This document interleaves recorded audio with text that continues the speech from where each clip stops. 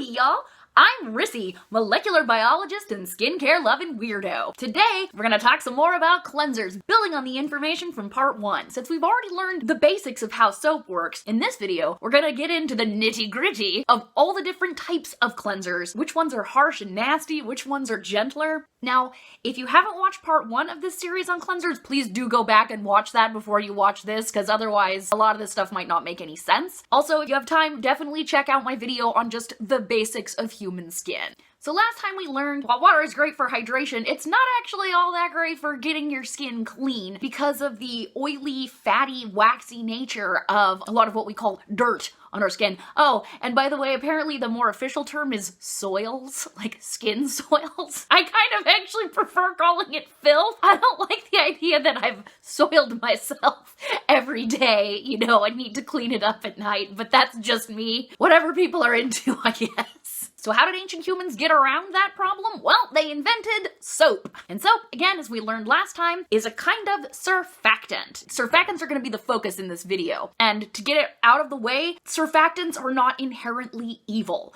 There are some people out there who will talk about how dangerous surfactants are and that the concept of cleaning your skin with anything that foams or bubbles, any kind of soap-like substance, is evil and cancer-causing, and none of that is actually true. These are oftentimes the sort of people, though, that are convinced that mRNA versions of the COVID vaccines will change your DNA into that of an ancient race of giants from the Near East with 6 fingers on each hand and 6 toes on each foot. I'm not making that up. People straight up believe that shit. Why not summon the devil directly to sit on your face? There is nothing to the idea that surfactants are inherently bad for your skin. Some of them can be extremely harsh and drying and stripping, and we're going to get into all of that, but the class of products are not bad. But I'm getting ahead of myself. So how did our ancient ancestors make this miraculous product that can operate both in water and oil and truly make them mix? The earliest evidence that we have for soap making dates back about 5,000 years to Babylon. And as it turns out, the way to make soap, a process called saponification, is pretty simple.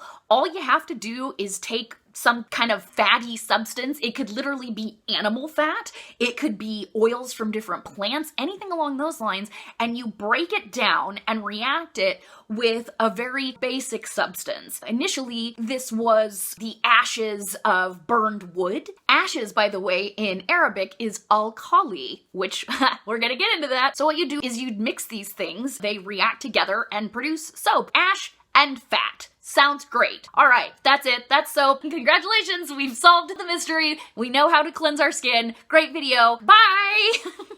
For a long time, the Middle East was the soap-making center of the world. It's also where people figured out how to make soap not smell bad. When Europeans got around to it, they didn't really do that great a job, and their initial version of soap was literally rendered bear fat that they would use to put into their hair, because that was considered stylish at the time, I guess. The glories of Western civilization. Western Europeans really didn't figure out how to make decent cleansing soaps until the actual medieval period, and I mean the high medieval period. If soap is the solution to all of our problems, then why are so many cleansers advertising themselves as soapless? And the answer is actually kind of complicated and involves several different factors, and the first one of those is pH. What is pH? pH is a measure of how acidic or how basic or alkaline, yeah, remember that alkali for ashes? That's literally the root of our word for a very basic substance. The scale goes from 0 to 14, with 0 being the most acidic and 14 being the most basic, with 7 right in the middle as a neutral pH. The important thing about the pH scale is that it is a logarithmic scale. And what does that mean? I don't want this video to be an hour long, so I'm not going to explain logarithms, but a real easy way to remember what that means is that each step on the scale, you multiply by a factor of 10. Let's say you're comparing two acidic substances. One of them has a pH of 6 and one of them has a pH of 3. Each step on this scale is times 10. So that means something with a pH of 3 is times 10, times 100, times 1,000. Yeah, something with a pH of 3 is 1,000 times more acidic than something with a pH of 6. Either extreme is not really something that you want to put on your skin. There's a lot of talk about how we should use acidic cleansers and more on that later. later, but that doesn't mean you want a pH of like 1 or 0. That would probably just melt your face off, and I guess that is the ultimate form of cleansing after all, is when there's nothing but your grinning skull left. You can polish it up real good, but for day-to-day concerns, that's not what we're after. As you may have guessed, for the word for ashes coming to mean alkaline, one of the major problems with old-fashioned soap is that it is extremely basic. It's not just pumpkin spice lattes. Oh no, it's way worse than that. That ancient mix of wood ash contained something called sodium hydroxide, or as you may know it, lye. And this gives us lye soap. And you've probably heard about exactly how damaging and how harsh lye soap is. And a big part of that is because the pH is so high. In fact, it is too damn high. Industrial degreasers have a really high pH, like drain cleaner, for example, because it has to get down and break up all those fatty clogs of gunk that have built up. A really high pH makes that substance incredibly effective at stripping away dirts and greases, but the problem is it doesn't just stop at the dirt and the grease that's on your skin that you don't want. If you've watched my video on the basics of human skin, you know that we have two main protective forces on our skin: our moisture barrier and the acid mantle. The acid mantle is a layer of sweat and the natural oils produced by your skin that gives your skin a pH somewhere between 4.5 and 6.5. Oftentimes you'll see 5.5 given as the pH of skin, and this is really important. The topmost layers of your skin, the stratum corneum, is considered dead because the cells there are dead, but the layers themselves are biologically active, full of enzymes that are carrying on chemical reaction, and those reactions have to be carried out at a specific pH. Also, there's all sorts of proteins and lipids and things on your skin that only do well at a certain pH. You see where this is going. So ancient soap, really effective at cleaning things, but also really great at stripping away the natural oils on your skin. Since even gentle soaps operate at a pH of 9 or 10, they're not good for your acid mantle or the precious lipids that it protects. The most common form of lye soap is something called sodium stearate and is incredibly harsh, but pH isn't the whole story there. If you remember from the previous video, the individual molecule of soap has a polar head and a non-polar tail, and any kind of molecule that's going to cleanse your skin generally has to have that conformation. Old school soap, and we're going to take sodium stearate as our representative molecule. There's also potassium stearate, sodium cocoate, sodium taloate. If you see any of those on a cleanser, run the other way. I should also say the pH is only measurable when a substance is in water. All the pHs we're talking about are of the soap when mixed with water, which is kind of what you gotta do to get it to help you clean. When sodium stearate mixes with water, it's got that polar head. That pole is created by having that super electronegative oxygen bonded to that super electropositive sodium. Well, you plop that into water and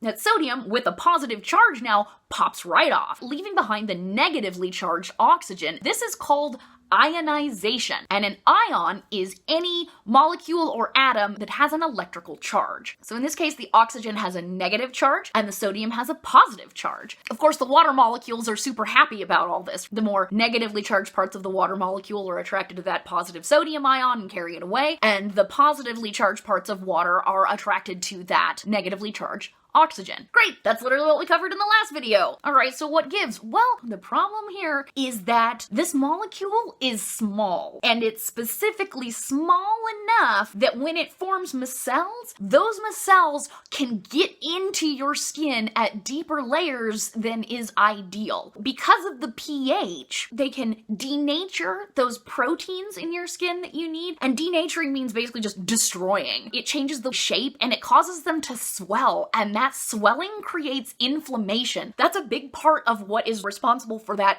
tight feeling, that squeaky clean feeling that actually is really bad for your skin. So you've got inflammation, which is another term for irritation, let's be real, because of the pH. But on top of that, those soap micelles, because of the size of the molecule, they can literally burrow into your flesh and stay there, even after they've been supposedly rinsed off. That's really bad. You don't want things on your skin that are continuing to interfere with chemical reactions with the pH of your skin. And of course, because they're such effective cleansers, they start eating out the components of your moisture barrier, especially cholesterol and free fatty acids. This is just no good. And repeated use of these products is how you get really tight, dry, irritated skin. Now, as long as your skin is relatively healthy, the pH of your skin will go back to around 5.5 within an hour. But the disruption of your moisture barrier and your acid mantle means that damage has been done. One of the important things about your acid mantle is that it encourages good bacteria to live on your skin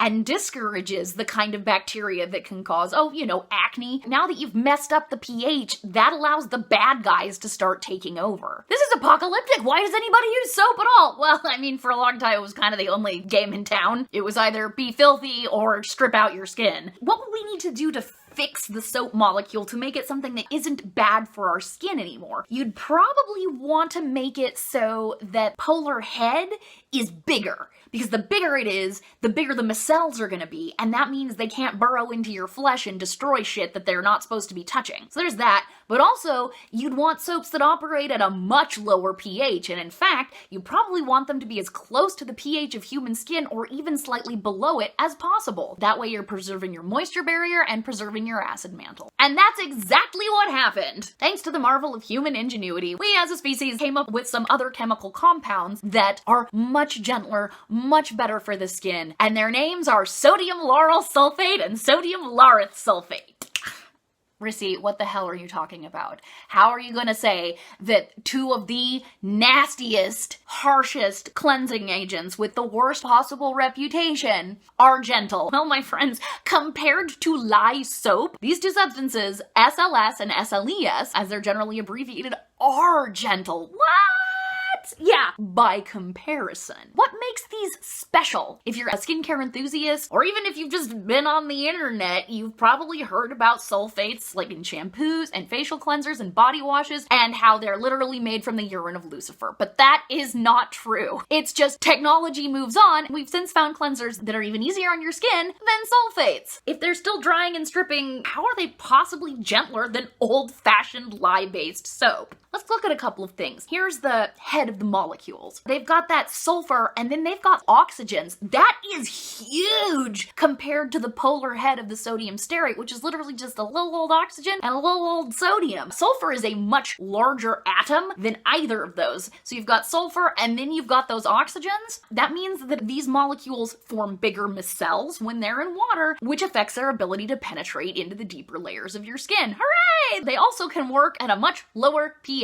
Also, yay! So, are they evil? Well, sodium lauryl sulfate, as it turns out, is really irritating to a lot of people. And in fact, it's such a common irritant that in scientific experiments where you need to inflame and irritate someone's skin, it's very common to just use sodium lauryl sulfate, SLS. It does kind of suck, actually. Why do people still use it? Well, it's cheap. Like a lot of similar cleansing products, it makes a lot of lather. Who doesn't like bubbles? And again, for a while, it was the only game in town. Sodium laureth sulfate, on the other hand, is still a strong cleanser, but it's not considered an irritant. Since I have really dry skin, I avoid it, but if you have oily skin, it should be fine, especially at lower concentrations or in a cleanser that's been formulated to be at a proper pH. Let's talk about the word surfactant. The word is actually short for surface active agent. A surfactant is literally any substance that is active at the surface of where two substances meet. That's it. That's all the word means. It's not another name of the devil. I don't have time to get into this, but our bodies naturally produce surfactants that we need to live. The substances that compose the majority of your cell membranes, that phospholipid bilayer that protects your cells, the proteins inside of your alveoli in your lungs that facilitate the transfer of oxygen so that you can, breathe, those are surfactants. So in case anybody's like, oh no, don't use surfactants on your skin, just tell them that. Surfactant does not inherently mean something that is drying and stripping and bad for your skin. You encounter that in a lot of clean beauty or green beauty, and neither of those terms mean either jack or shit, but that's a topic for a different video. If you try researching skin cleansers on the internet, you're probably going to see a lot of crap like these ads that are all over YouTube right now.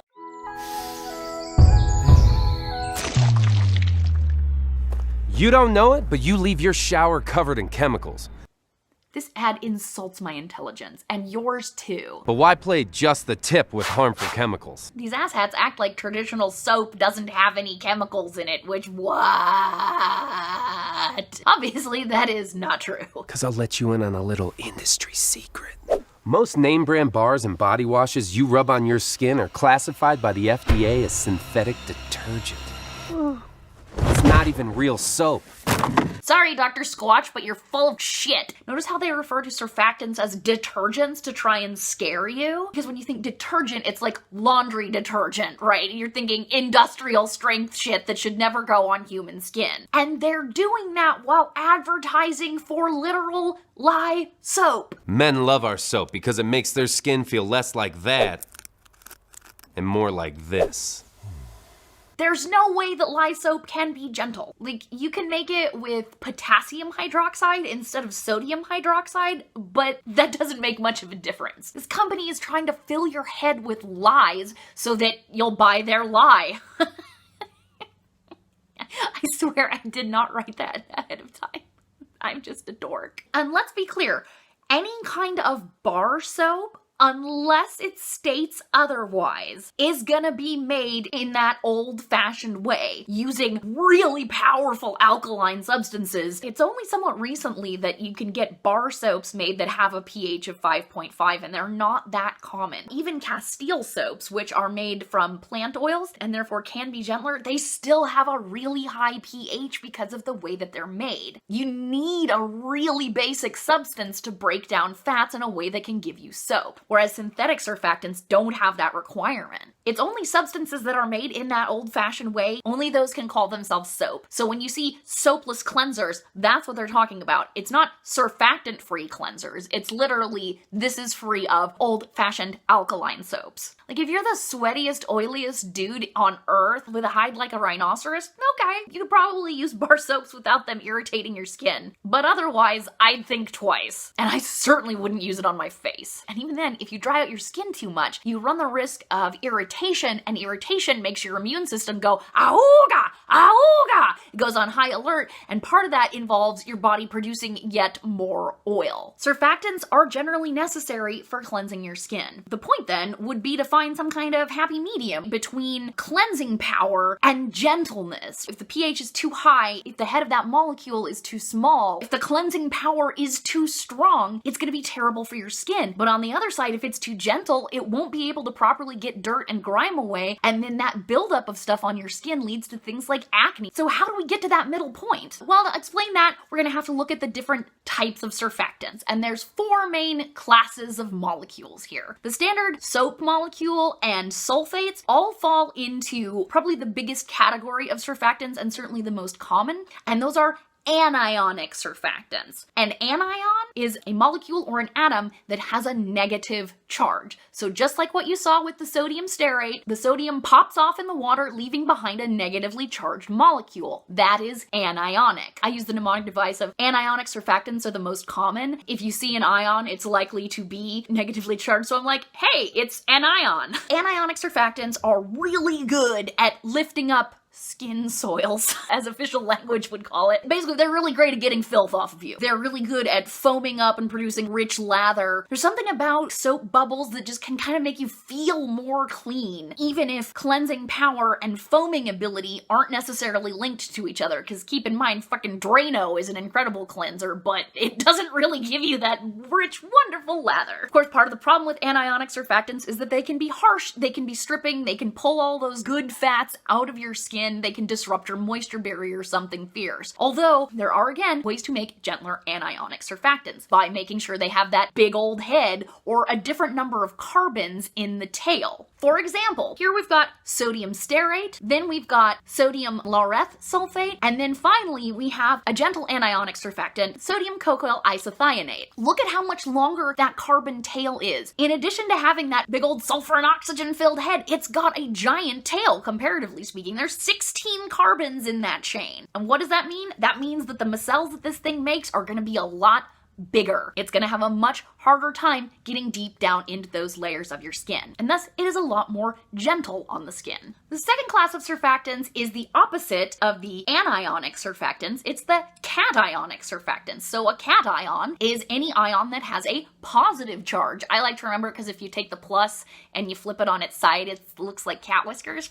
Cation. You put them in water, and what pops off is the negative ion, leaving behind a positively charged molecule. We're not going to talk about these too much because they actually aren't necessarily used for cleansing. These are actually conditioners. They're really good at removing static charge, so you see cationic surfactants in fabric softeners and in hair conditioners. They're less common and they're generally more expensive to produce, and in skincare you're really only going to see them in their conditioning capacity. Anything that's polyquaternium, you may have heard of this class of moisturizers, those are cationic surfactants. Next is the amphoteric or zwitterionic surfactants, which, boy, those are both great words. What this means is that the head of the molecule has a positive and a negative charge bonded to each other that don't come apart in water, meaning it has a net charge of 0, but it is still polar. These are much more gentle on the skin than anionic surfactants. What these are useful for is combining with other surfactants to kind of chill them out. So it's really common in a cleanser that you'd see an anionic surfactant mixed with a zwitterionic surfactant, yeah? Cocamidopropylbutane and all of the butanes are zwitterionic or amphoteric surfactants. That molecule is super popular in cleansers. Like a lot of cleansing molecules you can get out of coconuts, and it's gentle on the skin. It initially developed a reputation for causing allergic reactions, but as it turns out, that was contaminants in the manufacturing process.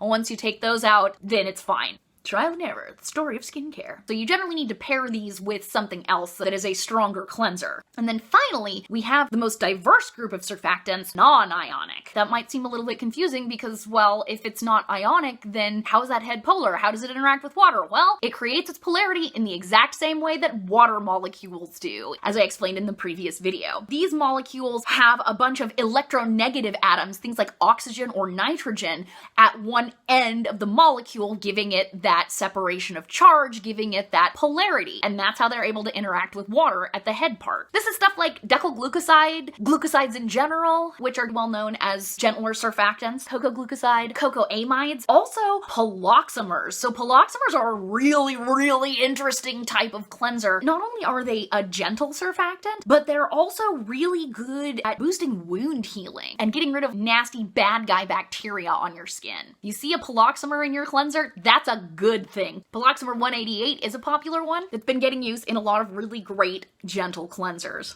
Okay, so those are the 4 classes of surfactants. And as it turns out, one of the best ways to make a really gentle cleanser is to throw those together, to have multiple types of surfactant. What you want is an anionic surfactant that's as gentle as possible to be the main muscle, but then you kind of buffer it with those non-ionic and zwitterionic surfactants. When you have these different types of surfactants, they will form micelles together, but because of those different sizes, what results is a much larger micelle, which, as you recall, is a good thing because that means that you're going to have less penetration down into your skin. Things are going to wash off more easily. We have covered a lot, so now you know all about ionization, all about how the pH of a cleanser can affect your skin, all about the different classes of surfactants, what each of them is best at, and how you can combine them to make an effective but still gentle cleanser. So what's missing? And right about now is probably when a lot of you are like, okay, but surfactant-based cleansers are kind of ass at removing makeup. Well, we're gonna cover all of that in part 3. Yeah, there's a part 3. I didn't intend for that to happen, but here we are. We'll talk about how to wash away even the clingiest makeup and water-resistant sunscreens, and also figure out what the exact right combination of cleansers for you, your skin, and your budget. So until next time, enjoy those bubbles, y'all.